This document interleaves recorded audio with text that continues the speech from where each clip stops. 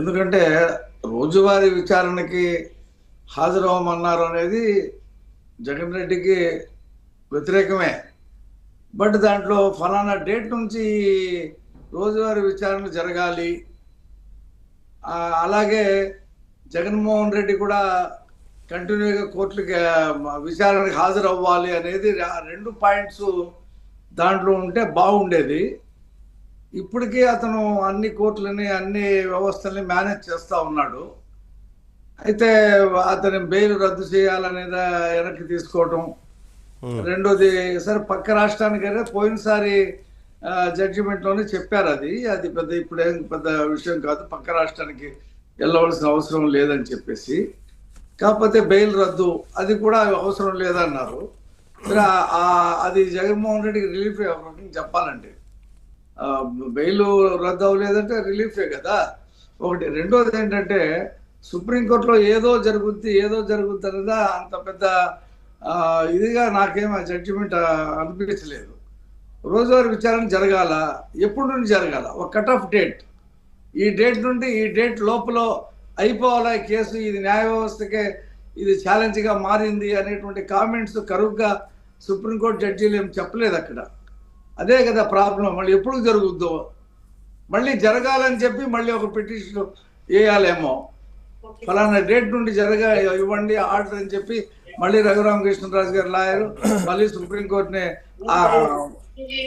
వెళ్ళి అడగాలేమో, అది తెలియట్లేదు. ఇప్పుడు గతంలో రమణ గారు ఉన్నప్పుడు 1 సంవత్సరం లోపల ఇవన్నీ కూడా ప్రజాప్రతినిధుల కోర్టులు లేకపోతే స్పెషల్ కోర్టులు పెట్టి అన్నీ అయిపోవాలని చెప్పేసి ఆయన ఆర్డర్ ఇచ్చాడు. అదే ఆర్డర్ ఉంది కదా, మళ్ళీ వాళ్ళకి వేరేది ఇచ్చేదేముంది, రోజువారీ విచారణ జరగాలని చెప్పేసి చెప్పారు నాగరత్నం గారు ఇంకో అతను.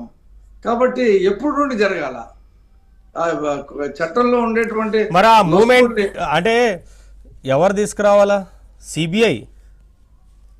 అదే సార్, ఇప్పుడు సిబిఐ కదా, కోర్టు కూడా సుప్రీంకోర్టు కూడా సిబిఐ ఫోర్స్ ఉండాలి కదా ఇక్కడ. అదే సుప్రీంకోర్టు ఆదేశం ఇవ్వాలి కదా సార్. సిబిఐకి ఆదేశం ఇప్పించే పని మనం చేయలేము కదా సిబిఐని.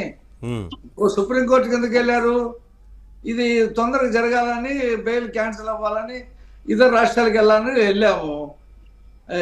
వెళ్ళాడు రఘురామకృష్ణరాజు గారు. అయితే పాత జడ్జిమెంట్ ఉంది కదా, దాని ప్రకారం ఇది కూడా తొందరగా చేయాలి అని చెప్తే పాత దానికే దిక్కు లేదు. 3 సంవత్సరాలు 4 సంవత్సరాలు అయింది, మళ్ళీ ఎప్పటి నుండి జరగాల? ఇప్పుడు అంతకుముందు వివేకానంద రెడ్డి గారి కేసులో కట్ ఆఫ్ డేట్లు ఇచ్చింది సుప్రీంకోర్టు. సరే అది ఏమైంది ఏంటనేది పక్కన పెట్టండి. అది డిసెంబర్ 31 కల్లా అయిపోవాలా, మార్చి 30 కల్లా అయిపోవాలా, అది ఇదని చెప్పింది. ఈ కేసులో కూడా అదే వచ్చే నెల 1వ తారీఖు నుంచి ఈ రోజువారీ విచారణ జరగాల, దీంట్లో ఖచ్చితంగా ముద్దా ఎవరైతే ఉన్నాడో అతను ఖచ్చితంగా హాజరు అవ్వాలా, అతనికి ఎగ్జామ్షన్ ఇవ్వడానికి కుదరదు అని చెప్పి 2 పాయింట్లు చెప్పుంటే కొంచెం. ఇప్పుడు చెప్పలేదు కాబట్టి మీ ఉద్దేశం ఏంటి? చెప్పలేదు కాబట్టి ఇంకా విచారణకు ఆలస్యం అవుతుంది, అలాగే ఆయన హాజరు కూడా కారు వాయిదాలకు అనేది మీరు అనుకుంటున్నారా? అదే సాగదీస్తారు సార్, అతను హాజరు కాడు, విచారణ రోజువారీ విచారణ అంటే అతనే ఉంటాడు. డిశ్చార్జ్ పిటిషన్లు అయిన తర్వాత నేను రోజువారీ విచారణ చేస్తాను. మరి ఇప్పుడు ఆయన బిజీ ఉన్నా అని చెప్పడానికి కూడా లేదు కదా, ఆయన ప్రతిపక్ష నేత కూడా కాదు కదా, కేవలం ఎమ్మెల్యేనే కదా. అది ఒక పాయింట్ సార్. అయినా సరే వెళ్ళట్లేదు కదా, ఎమ్మెల్యే అయినా సరే అసెంబ్లీకి రాడు, కోర్టుకి వెళ్ళాడు, ఏ కోర్టుకి వెళ్ళాడు కదా అతను. ఆయన రాజ్యాంగానికి అతీతమైనటువంటి వ్యక్తి కదా, ఆయన ముందు రాజ్యాంగం దిగదుడుపు కదా, ఆయన రాజ్యాంగం ఆయన జేబులో కాగితం కదా. ఎందుకు అలా ఎందుకు అవుతుంది? అలా అయితే ప్రజలు ఇచ్చిన తీర్పుతోని కూర్చోబెట్టారు కదా ఇంట్లో. ఇక అదే శిక్ష అనుకోవాలి. ఇక మనం ఇక 150 180 ఉన్నాయంట డిశ్చార్జ్ పిటిషన్లు. ఆ డిశ్చార్జ్ పిటిషన్లు అయ్యేది ఎప్పుడు? ఒక కోర్టులో సిబిఐ కోర్టులో కొట్టేశారు అనుకోండి, హైకోర్టుకి వెళ్తాడు, హైకోర్టులో కొట్టేస్తే సుప్రీంకోర్టుకి వెళ్తాడు, సుప్రీంకోర్టులో ఒక బెంచ్ కొట్టేస్తే ఫుల్ బెంచ్కి వెళ్తాడు. ఇదే ప్రహాసనం జీవితకాలం ఆయన బతుకున్నంత వరకు కంటిన్యూ అవుతూనే ఉంటుంది. కోర్టు అది కాదు కదా సుప్రీంకోర్టు చెప్పవలసింది.